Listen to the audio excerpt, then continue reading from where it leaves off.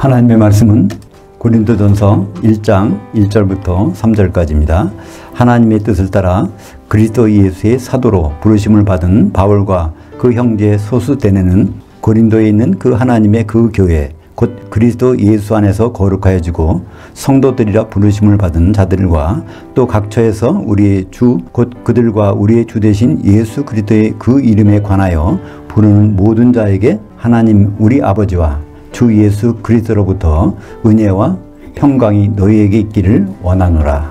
가장 신령한 편지 고린도전서 온전 강해. 오늘은 1장 첫 번째 시간으로 사도가 우리 성도들에게 맨 처음 하고 싶은 말이라는 제목으로 말씀을 나누겠습니다. 신약의 성경들은 대부분 편지 형식으로 되어 있습니다. 사도들이 성도들에게 보내는 편지가 대부분이죠. 고린도전서도 그 중에 하나인데 이 편지의 서두에 어떤 말을 제일 하고 싶었을까? 오늘 제목을 가장 신령한 편지라고 한 이유를 한번 살펴보겠습니다. 신령하다는 말은 그 영적인 그런 뜻입니다. 영을 헬라어로 푸뉴마라고 하죠.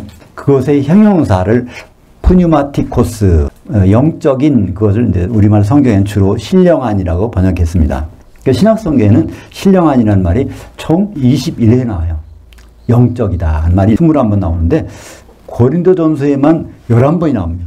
과반수가 되는 거 아닙니까? 그러니까 고린도전서는 안 읽어봐도 얼마나 여기에 대한 부분이 많이 다루는지를 우리는 단어 하나로서도 알 수 있는 것입니다. 근데 이 신령한이라는 단어는 궁극적으로 어디에 쓰일까요? 몸이 신령하게 된다는 말로 쓰입니다. 우리 이 몸은 아직 신령하지 않아요. 그런 것을 성경에서는 혼의 몸이라고 합니다. 우리가 이런 피를 가지고 있는 몸은 혼의 몸이에요. 근데 우리가 죽었다가 부활한 몸, 예수 그리스도를 만나는 몸은요, 영의 몸이라고 합니다. 그러니까 신령한 몸으로서 우리는 예수를 만납니다. 그 사람 자체가 돌을 닦아서 신령해져서 예수를 만나는 것이 아니라 예수님 만날 때는 다 영의 몸을 입고 만나게 돼 있어요. 어떤 자든지. 고린도전서 15장 42절부터 44절까지 보면 우리가 이 세상은 어떤 몸으로 살고 다음 세상 예수님 만날 때는 어떤 몸으로 나오는지를 아주 거듭해서 설명해 주고 있습니다. 같이 볼까요? 죽은 자들의 부활도 이와 같으니 썩을 것으로 심고 썩지 않느냐 할 것으로 일으켜지며 욕된 것으로 심고 영광스러운 것으로 일으켜지며 약한 것으로 심고 강한 것으로 일으켜지며 혼의 몸으로 심고 영의 몸으로 일으켜지나니 혼의 몸이 있은즉 또 영의 몸이 있느니라. 우리말 성경을 이렇게 보면 혼의 몸이라는 말이 없어요.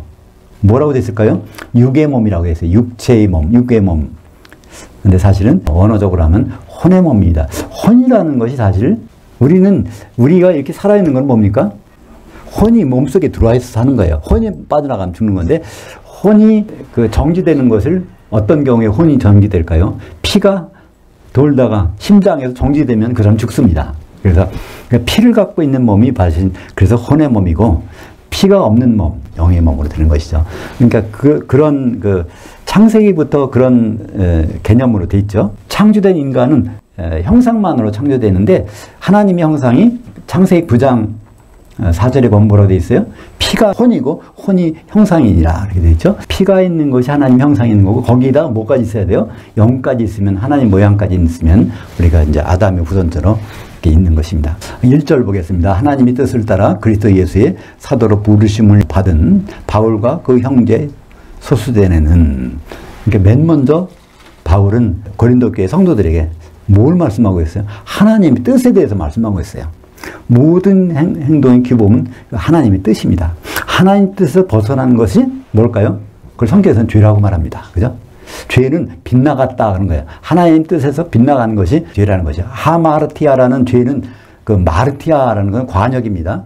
거기서 하는 아니다. 그러니까 거기서 비껴나갔다. 그러니까 우리가 매주 이렇게 자백하는 이유가 뭡니까? 우리는 수시로 하나님의 뜻에서 빗나갈 수 있어요. 그때 우리가 그거 자백하면 그분 미쁘시고 의로우사 우리를 다 깨끗게 해주신다는 거 아닙니까? 네, 그래서 죄라는 단어는 빗나가는 것.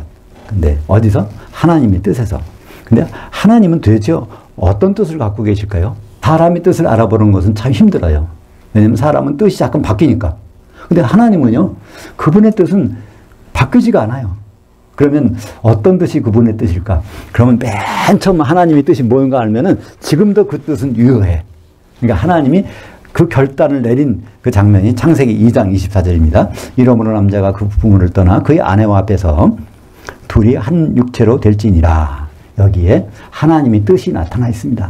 이것만은 반드시 하고야 말리라는 그 바브 플러스 완료형을 써가지고 이 문장을 처음으로 이런 형태의 문장을 말씀하신 것이 창세기 2장 24절입니다. 근데 이 의미를 아무도 몰랐어요. 언제까지? 바울이 셋째 하늘에 올라가서 계시를 받을 때까지 몰랐습니다. 바울이 계시를 받고 쓴 것이 에베소서 5장이 나오는데 5장 31절에 창세기 2장 24절을 갖다 놓고 그거를 해석한 것이 5장 32절입니다. 바로 그리스도와 교회가. 근데 그리스도와 교회인데 거기에는 이제 정확히는 에이스라는 전치사가 있어요. 그리스도를 향하여 교회를 향하여. 그리스도가 이렇게 신랑으로 변하고 교회가 그 아내로 변해서 혼인하는 그것까지가 하나님의 뜻이라는 겁니다. 그 뜻 때문에 사실은 바울은 사도가 된 거예요. 그래서 바울이 그 뜻 때문에 사도가 됐는데 그걸 고린도 교회 고린도 후서에서 어떻게 말합니까? 11장 2절에 내가 중매쟁이다. 그죠? 너희를, 교회를 한 신부로 그리스도께, 한 남편이 그리스도께 중매한 사람이다. 그러니까 바울은 자기 입장을 분명히 알고 있어요. 예수님 만나서 내가 혼인해야지 그게 아닙니다. 중매를 다녀야지 그런 것은 입장이에요. 그렇다면 성도들은 어떤 입장일까요? 중매로 다니는 것이 아니라 혼인 준비를 하고 있어야 되는 것이죠. 하나님은 천국에서 지금 통치를 하고 계시는데 천국이라는 단어는요. 하늘들의 왕국이고 다른 말로는 하나님의 나라라고 그러잖아요. 하나님의 나라는 번역하면 하나님의 통치입니다. 그럼 하나님의 통치는 무엇을 하는 게 하나님의 통치일까요? 마태복음 6장 10절 한번 볼까요? 아버지의 그 통치가 임하시오며 아버지의 그 뜻이 하늘에서 이루어진 것 같이 땅에서도 이루어지이다. 아버지께서는 이 목적, 이것 때문에 통치를 진행하고 계시다는 겁니다. 그 아버지의 뜻은 우리가 살펴봤던 대로 창세기 2장 24절 그리스도와 교회의 혼인이고 그것은 언제 세워졌어요? 하늘들이 생기기 전부터 하늘에서 셋째 하늘에서 그것이 생겼고 어디서 이루신다고요? 땅에서 이루시는데 땅은 영적인 땅은 바로 교회입니다. 교회가 그리스도의 신부가 되는 걸 통해서 통치를 이루십니다. 그래서 하나님의 통치라는 단어 바실레이아가 통치라는 단어인데요.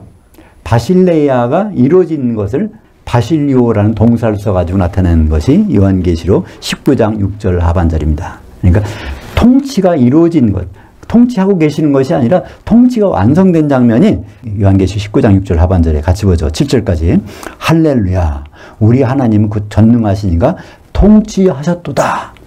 근데 이것도 어떻게 번역했을까요? 다 현재로 번역해놨어. 그러니까 성경을 100번 읽어봐도 아 하나님은 지금 통치하시나 봐. 끝까지 통치하셨는데도 앞으로 하실까? 뭘 통치하실까? 이렇게 사람들이 이해하도록 성경 번역을 그렇게 해놓고 지금까지도 안 고칩니다. 모든 성경은 그렇게 해놨어요. 영어 성경도 현재형으로 해놨어요. 참 답답한 일 아닙니까? 그것만 이렇게 통치하셨다고 번역해놨으면 아 그동안 통치하신 그 결과물이 뭐지? 딱 나오지 않습니까? 7절에? 우리가 즐거워하고 크게 기뻐하며 그에게 영광을 돌리세. 그 어린 양의 혼인이 이르렀고 그의 아내가 자신을 준비했으며 이것이 하나님의 통치 목적이고 통치의 결과물이 나왔다는 겁니다. 하나님 지금 그래서 천국에서 하시는 일은 이것 때문에 우리를 하나님 자녀 삼으셔서 하시고 계신 거예요. 예수님 십자가에서 피를 흘리신 목적은요. 우리 죄를 사하는 것이 아니라 죄를 사한다는 것은 1단계입니다. 우리를 선택해서 그 다음부터 이제 통치해서 아내 만들기 위해서 천국에서 통치하시는 것이죠. 그렇다면 오늘 사도 바울은 자기는 예수 그리스도의 사도라고 고백하고 있는데 사도라는 의미는 무엇일까요? 마태복음 16장 18절 같이 보죠. 너는 베드로라 내가 이 반석 위에 내 교회를 세우리니. 반석은요 페트라입니다. 이건 여성 명사예요. 페트로스는 이제 남성 명사. 근데 페트로스는 반석 쪼가리고 페트라는 반석 쪼가리가 다 모여진 것, 온전히 모여진 것. 완전한 수가 뭘까요? 12이 완전한 수죠. 사도들 12명이 모이면 한 반석이, 예수 그리스도의 반석이 됩니다. 베드로는 그래서 사도의 조각입니다. 베드로만 가지고선 반석이 될 수가 없어요. 근데 그 말을 확증해 주는 것이 어디 있을까요? 에베소서 2장 20절. 너희 성도들, 교회는 사도들, 곧 선지자들의 기초석 위에 세우심을 입은 자들이라. 마태복음 16장 18절과 에베소서 2장 20절은 같이 상응하는 문장입니다. 그렇다면 여기서 뭐가 나올까요? 그 반석 위에 세우는 것이 사도들, 12사도들 위에다가 교회를 세운다는 거 아닙니까? 12중매쟁이를 통해서 한 신부를 만들겠다는 예수님 생각이 여기 반영된 것이죠. 그래서 고린도후서 11장 2절, 내가 사도로서 너희 교회를 정결한 한 처녀로 한 남편 그리스도께 드리려고 중매했음이로다. 여기 분명히 한 처녀 한 남편이 나오죠. 우리는 성도들이 각자가 예수님이 신부가 아닙니다. 절대로 될 수가 없어요. 그럼 예수님이 일부 다투되는데 그 많은 신부와 결혼하시는 그런 분입니까? 아닙니다. 예수님은 창세기부터 남자가 그의 한 아내와, 그래서 아내가 반드시 한 명이라는 것, 하나가 돼야 되니까 우리는 뭐가 필요하죠? 성령이 필요한 것입니다. 근데 사도들은 그냥 중매만 해놓고 말까요? 그렇지 않습니다. 사도들은요, 그냥 그걸 AS라고 하나요? 아주 영구한 AS를 해주는 사람들이에요. 어린 양의 신부를 끝까지 세세토록 바치고 있는 것이 사도입니다. 요한계시록 11장 14절, 그 성, 어린 양의 아내인 새 예루살렘 성의 성곽에는 12기초석들이 있고 그 위에는 어린 양의 12사도의 12이름들이 있더라. 그래서 사도의 역할은 분명합니다. 그러니까 사도를 떠나서는 교회가 될 수가 없고, 교회가 안 된다면 예수님에는 필요 없는 사람입니다. 그죠? 2절 보겠습니다. 고린도에 있는 그 하나님의 그 교회, 구약에서는 엘로힘이 복수입니다. 성부, 성자, 성령. 근데 그분은 어떻게 행동하세요?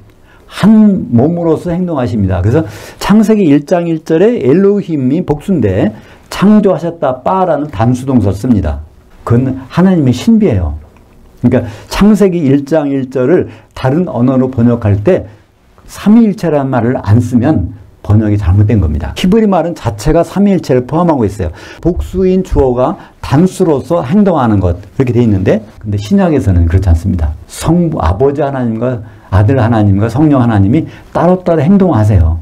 그분의 통치가 완성될 때까지는. 그래서 성경을 보실 때 하나님 하면 이것이 누구를 가리킬까? 이거를 꼭 유념하면서 보시면 성경이 쉽게 이렇게 이해가 됩니다. 고린도에 있는 그 하나님의 그 교회, 이게 누굴까요?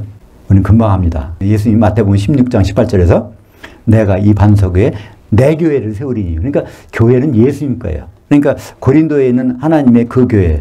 그러면 어떤 하나님이에요? 예수님, 그리스도의 교회라는 것이, 그죠? 거기서 나오는 그 하나님은 테오스라는 단어는 성부도 아니고 성령도 아니고 성자, 예수님, 그리스도입니다. 곧 그리스도 예수 안에서 거룩하여지고 성도들이라 부르심을 받은 자들과 또 각처에서 우리의 주, 곧 그들과 우리의 주 대신 예수 그리스도의 이름에 관하여 부르는 자들에게. 그 이름을 부르는 자가 아니에요. 이름에 관하여 부르는 거예요. 그러니까 이름을 부른다면 이름 뜻을 몰라도 돼. 그죠? 이름을 부른다면 그냥 이름만 부르면 돼요. 근데 이름에 관하여 부르려면 그 이름에 이해를 하고 그 전후 관계를 다 알고 해야 그 이름에 관해서 부를 수 있지 않습니까? 예수님은 독생자로 오셔서 죽으시고 마다들로 부활하셨고 앞으로 신랑으로 오실 거, 그죠? 어린 양이 되셨고 이런 모든 것을 알아야 예수님의 이름에 대해서 부를 수가 있는 것이잖아요. 근데 우리말 번역은 항상 뭐가 빠져요? 전치사를 빠뜨려요. 그 조금 인쇄하는데 그거만 넣으면 되는데 왜 빠뜨릴지 몰라요. 그죠? 항상 빠뜨려. 교회는 누구 소유인가? 사도행전 20장 28절 보겠습니다. 같이 볼까요? 여러분은 자기를 위하여 또는 온 양떼를 위하여 삼가라. 성령이 그들 가운데 여러분을 감독들로 삼고 그 하나님이 자기 피로 사신 그 교회를 목양하게 하셨느니라. 에베소 교회 장로들을 이제 바울이 에베소까지 가려고 하다가 시간이 없어서 밀레토라는 항구로 불러가지고 고별 설교를 하는 겁니다. 그때 장로들을 불러다 놓고 감독들이라는 거예요. 그러면서 그들에게 뭘 시킵니까? 목양하는, 목사 일을 시킨 겁니다. 목양하게. 그러니까 성경에서 장로는 감독이고 감독은 목사입니다. 근데 우리는 지금 다 나눠져 있죠.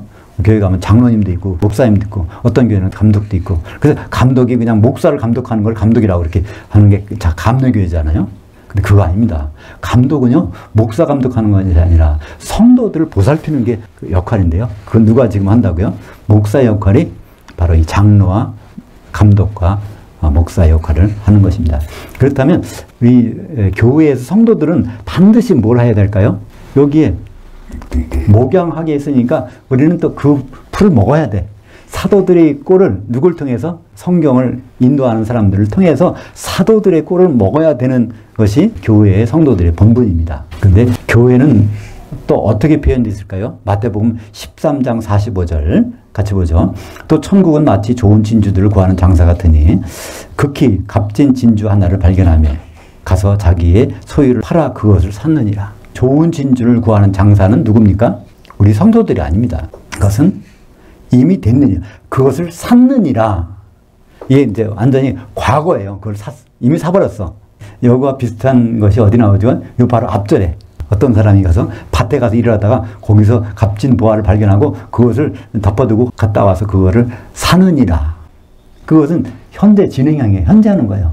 그건 성도들이 하는 겁니다. 성도들이 값진 보화, 그걸 교회를 발견하고 거기에 그 교회를 갖기 위해서 자기의 세상 것을 팔아가면서 그 돈으로 이걸 조금씩 사가는 거예요. 그건 마태복음 13장 44절은 성도들이 하는 일이고 마태복음 13장 45절은 예수님이 해놓으신 거예요. 이미 극히 값진 진주 하나를 샀습니다. 요한계시록에 보면 어떻게 돼 있어요? 반드시 진주문을 통과하게 돼 있어요. 그죠? 바로 예수 그리스도의 그 문. 진주라는 것은 조개가 어떤 세금파리 같은 거를 만나면 상처가 나지 않습니까? 상처를 감싸기 위해서 뿜어내는 그 진액이 굳어진 것이 그 진주입니다. 예수님이 우리의 죄를 다 덮으시려고 진액을 뿜어내신 것, 그것이 굳은 것이 바로 교회죠. 그렇다면 누구를 성도들이라고 할까요? 에베소서 1장 1절 거기에 정의가 나옵니다. 하나님의 뜻으로 말미암아 그리스도 예수의 사도된 바울은 에베소에 있는 그 성도들이 누구냐 하면 곧 그리스도 예수 안에 있는 신자들에게 편지하노니. 그러니까 예수 믿는다고도 성도가 아닙니다. 교회를 이루는 사람들, 예수 그리스도의 몸을 이루는 사람들을 성경에서는 성도라고 말하고 있습니다. 근데 요한계시록에 하면 다른 정의가 나와요. 성도들이 뭔지. 요한계시록 14장 12절에 성도들의 정의가 또 다르게 나옵니다. 성도들의 인내가 여기 있나니 그들은 하나님의 그 계명들과 예수의 그 믿음을 주목하는 자들이라. 하나님의 그 계명들은 새로 주셨죠? 요한복음 13장 34절에 새 계명을 너에게 주노니. 그러니까 너희는 아가페 사랑으로 사랑하라. 그것이 그렇게 아가페 사랑으로 사랑하고 있다면 그게 성도라는 거예요. 근데 아가페 사랑으로 사랑하는 것은 쉬울까요? 어려울까요? 쉽지는 않습니다. 굉장히 간단한데 쉽진 않아. 왜냐하면 로마서 5장 5절에 나오죠. 성령을 통해서 부어주시는 아가페 사랑이니까. 아가페 사랑을 할 수 있다면 일단 성령이 충만하다는 그런 의미죠. 그래서 첫째는 하나님이 그 계명들을 주목하는 자고, 또한 다시 말하면 예수의 그 믿음을 주목하는 자들이라. 예수님의 그 믿음은 무엇일까? 좀 막연하시죠? 예수님의 그 믿음은 무엇일까요? 히브리서 12장 2절에 믿음의 창시자여 종결자이신 예수를 바라보자. 그분의 믿음의 아주 시작이 끝이 무엇인데 그분의 믿음은 뭐예요?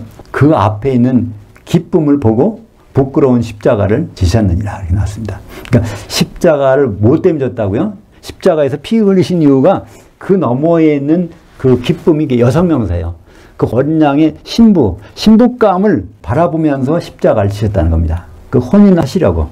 그게 바로 예수님의 믿음입니다. 우리도 그 믿음을 갖는다면 예수님과 혼인하는 것이 우리의 진짜 믿음이겠죠.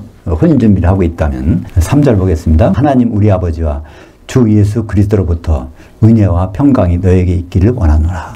사도들이 성도들에게 가장 바라는 것이 바로 이 두 가지입니다. 은혜와 평강이에요. 은혜와 평강. 은혜는 한마디로 무엇일까요? 자기의 노력이 대가가 아닙니다. 하나님이 일방적으로 해주신 그것을 받아들이는 것이 은혜입니다. 성경의 맨 마지막 요한계시록 끝에도 은혜로 끝납니다.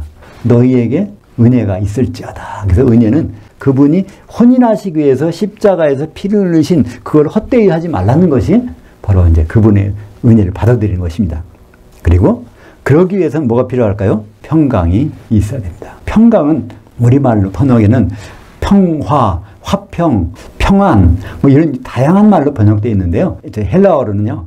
하나입니다. 에이렌 분리된 거를 갖다가 이렇게 합해지는 거, 결합하는 거 이거를 에이로라고 합니다. 에이로. 그거를 명사로 하면 에이레네. 그러니까 떨어졌던 것이 합쳐지는 거예요. 하나가 되는 것이 사실은 에이레네입니다. 성도들이 다 떨어져 있으면은 안 되는 거죠. 성도들이 연합하는 거를 에이레네. 근데 우리말 번역에는 여러 가지 단어로 번역이 되는 거죠. 합해지려면, 하나가 되려면 뭐가 필요할까요? 에베소서 4장 3절입니다. 평안에 매는 줄로 성령이 하나 되게 하신 것을 힘써 지키라. 성령만이 최고의 접착제라는 것입니다. 성령만이 한 신부가 될 수 있는 유일한 접착제예요. 서로 연합해서 한 신부가 되는 데는 그게 없으면 안 되니까. 그러니까 10처녀 비밀에서 5처녀가 실패한 이유가 뭘까요? 그게 소멸돼 버려서 붙질 않아. 한 신부가 안 돼. 거기서 낙오되는 것입니다. 끝까지 기름을 준비한 자들은 한 신부가 되는 만찬에 참여하게 되는 것이죠. 4절 보겠습니다. 그리스도 예수 안에서 너희에게 주신 그 하나님의 그 은혜로 말미암아. 그 하나님의 그 은혜. 그러니까 여기서 하나님도 그리스도께서 뭐를 주셨어요? 피를 흘려주셔서 우리가 하나님의 자녀가 됐어. 그죠? 예수님 맏아들 되셨기 때문에 우리는 하나님의 자녀가 될 수 있는 거예요. 우리가 노력해서 그런 게 아니라 우리가 아무리 노력해도 그게 안 될 수가 있어요. 하나님의 자녀의 TO가 없으면 맏아들로만 되잖아요. 그죠? 예수님 그냥 맏아들로만 남아있으면은 그 하나님의 집에서는 자녀가 못 돼요. 근데 우리가 부족하지만 예수님 맏아들로 부활하셨기 때문에 우리는 넉넉하게 자녀가 될 수 있는 거예요. 그게 은혜가 아니고 뭡니까? 그죠? 그리고 우리가 자녀 되는 것은 또 은혜인데 그 다음에는 뭐가 돼야 될까요? 왜 자녀 삼으셨을까요? 혼인하시려고. 그러니까 우리는 바로 자녀로 끝나는 것이 아니라 성령을 준비해서 그분이 오실 때 혼인까지 가야 되는 것. 그게 바로 필요한 것이죠. 5절 보겠습니다. 왜냐하면 너희가 그 안에서 모든 것, 곧 언변과 모든 지식이 풍족함으로 그 그리스도에 대한 그 증거가 너희 안에 견고하게 되어. 그러니까 그리스도에 대한 증거가 너희 안에 견고하게 됐다는 것은 무슨 뜻일까요? 누가 증거했습니까? 사도들이 증언했어요. 사도들이 증언했는데, 중매했는데 그것이 고린도 교회에 남아있다는 겁니다. 아, 우리가 결혼해야지. 주님이 신랑은 오실 텐데 그런 것이 그들에게 굳건히 아직 남아있다는 것을 칭찬해주고 있는 것이죠. 그러니까 사도들은 한마디로 예수님의 증언자입니다. 사도행전 1장 8절 오직 성령이 너희에게 임하시면 너희가 권능을 받고 예루살렘과 온 유대와 사마리아와 땅끝까지 해서 내 증인들이 되리라 하시니라. 그러니까 우리 성도들이 예수님의 증인이 아니에요. 우리는 증인들의 말을 듣고 혼 준비를 하는 사람들이고 사도들이 원래 증인이고 사도들이 말을 받아가지고 전달해 주는 사람도 증인 역할을 할 수 있는 것이죠. 7절입니다. 너희가 모든 은사들의 부족함이 없이 우리 주 예수 그리스도의 나타나심을 기다림이라. 그러니까 칭찬 중에 최대 칭찬은 뭘까요? 예수님이 다시 오시는 거야. 결혼하러 다시 오시는 거. 고린도 교회가 지금 그것까지 한다는 거예요. 이게 아주 바울이 고린도 교회를 칭찬해주고 있는 최대 원사입니다. 아포칼립시스는 두 가지 뜻이 있습니다. 하나는 계시. 요한계시록이 나올 때 예수 그리스도의 계시라. 그때 아포칼립시스. 또 주님이 오시는 거. 그것도 아포칼립시스. 그러니까 칼립시스는 뚜껑이에요. 커튼이에요. 아포는 떼어낸다는 거예요. 커튼을 떼어낸 거니까 속이 다 보이는 거죠. 그래서 그걸 계시라고도 하고 또는 하나님의 비밀이 완전히 이제 폭로가 된 거니까 주님이 오시면 그래서 재림을 나타내기도 합니다.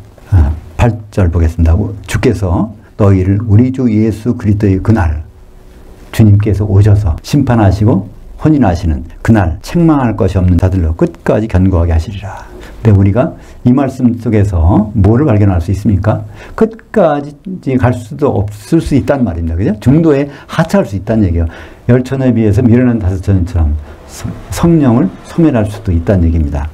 근데 그렇지 않기를 바라고 있는 것입니다. 9절 보겠습니다.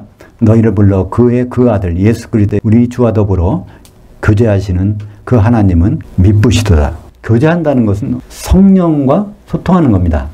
고린도후서 13장 13절 주 예수 그리스도의 은혜와 그 하나님의 그 사랑과 성령의 교통하심이 너희 무리와 함께 있을지어다. 고린도 교회를 향해서 사도 바울이 바라는 것. 예수 그리스도의 은혜, 그분의 피 흘리신 은혜, 하나님의 그 사랑, 예수 그리스도를 보내주신 그 사랑, 성령은 항상 교통한, 성령이 있어야 서로 통해서 하나가 될 수 있지 않습니까?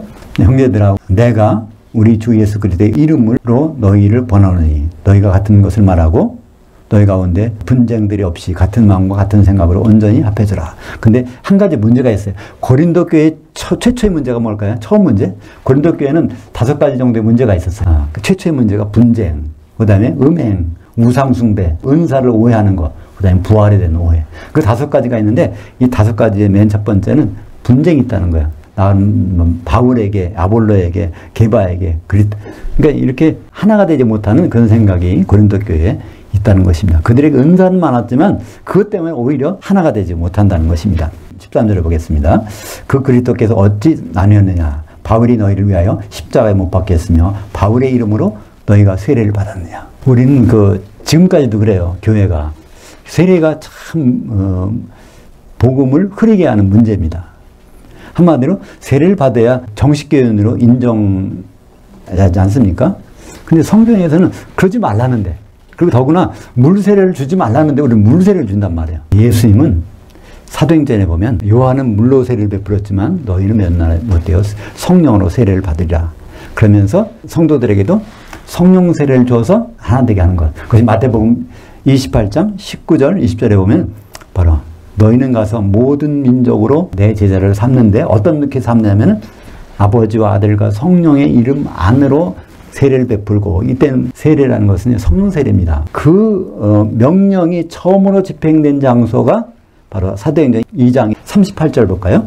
베드로가 그들에게 이르되 너희가 회개하여 각각 예수 그리스도의 이름에 관하여, 그러니까 아버지 이름, 아들의 이름, 성령의 이름이 바로 베드로는 그걸 예수 그리스도의 이름이라고 이렇게 하죠. 그 이름에 관하여 세례를 받고, 그래서 너희 죄사함을 받으라. 근데 이 세례가 어떤 세례인지 볼 수 있죠. 그리하면 성령의 선물을 받으리니 그의 말을 받아들인 사람들은 세례를 받으매. 여기에 물로 세례 줬다는 것이 없어요. 이것을 현실적으로 보면요, 예루살렘에 가면은 거기에서 물로 3,000명이 세례를 받을 수 있는 데가 없어요. 그러니까 성령으로 3,000명이 잠겨졌다는 사실이, 예수님의 지상명령이 바로 성령 세례였다는 것을 여기서 말씀해 주고 있는 것입니다. 그래서 사실 세례 때문에 많은 논쟁이 있는데 14절에요. 나는 그리스보와 가이오에는 너희 중 아무에게도 내가 세례를 베풀지 아니한 것을 감사하노니. 그러면 바울은 이때 물세례를 주었다는 얘기일까요? 이것도 가만히 보면은 물세례를 준 게 아니에요. 그리스보가 어떤 세례를 받았는지 보면 알 수 있어요. 사도행전 18장 8절. 또 회당장 그리스보가 온 지방과 더불어 주에 관하여 믿음에 수많은 고린도인들도 듣고 그에 관하여 믿어 세례를 받더라. 이게 그냥 원래는 잠겨지고 있었다라 그런 뜻입니다. 이때 세례라는 말은요, 원래 동사는 밥티조입니다. 밥티조라는 동사는 두 가지 뜻이 있어요. 씻는 것도 밥티조야. 예를 들어서 죄를 씻는 것도 밥티조야. 잠겨지는 것도 밥티조야. 근데 이것이 명사가 되면은 달라집니다. 단어가 달라져요. 밥티스마는 잠겨지는 거예요. 밥티스모스는 씻는 거예요. 계속 씻는 거. 그 명사가 되면은 완전히 달라지는데, 동사로 보면은 문맥을 보면 이것이 어떤 것인가를, 씻는 것인가 잠겨지는 것인가를 알 수 있는데, 이것은 잠겨지는 것입니다. 근데 바울은 말합니다. 나는 세례 주러 온 사람이 아니야. 뭐하러 온 사람이라고요? 복음을 전하러 온 사람이라는 것입니다. 그게 무슨 말일까요? 세례가 우선이 아니라 복음을 듣다 보면 다 어떻게 되겠어요? 성령이 잠겨지게 돼 있다는 것입니다. 세례는 어떤 형식이 아니라 세례는 상태입니다. 성령이 잠겨지는 상태가 성령 세례이고, 물에 잠겨있는 상태는 물 세례고, 또 나중에 지옥불에 잠겨있는 상태는 그게 불 세례입니다. 그죠? 세례는 필요하지만 세례가 우선이 아니라 세례를 제일 잘 받는 방법, 항상 세례 가운데 있는 방법, 그것은 사도들의 말을 듣고 있는 동안에는 성령에 잠겨 있는 것입니다. 사도행전 10장 44절, 베드로가 이 말을 할 때 성령이 말씀 듣는 모든 사람에게 내려오시니 이방인들에게도 성령 부어주심으로 말미암아 놀라니. 사도 바울이 에베소 교회에 가서도 말씀 전하니까 성령 받고, 베드로가 고넬료 집에 가서도 말씀 전하고 있으니까 성령 받고. 그러니까 성령 세례 받으려고 애쓰는 것이 아니라 사도를 통해서 복음의 말씀을 듣고 있으면 성령에 잠겨진다는 것을 말씀하고 있는 것입니다. 기도하겠습니다. 하나님 아버지, 신령한 책인 고린도전서를 통해서 하나님의 뜻을 발견하고 성령의 충만한 생활을 할 수 있도록 인도하여 주시옵소서. 예수님 이름으로 기도합니다. 아멘.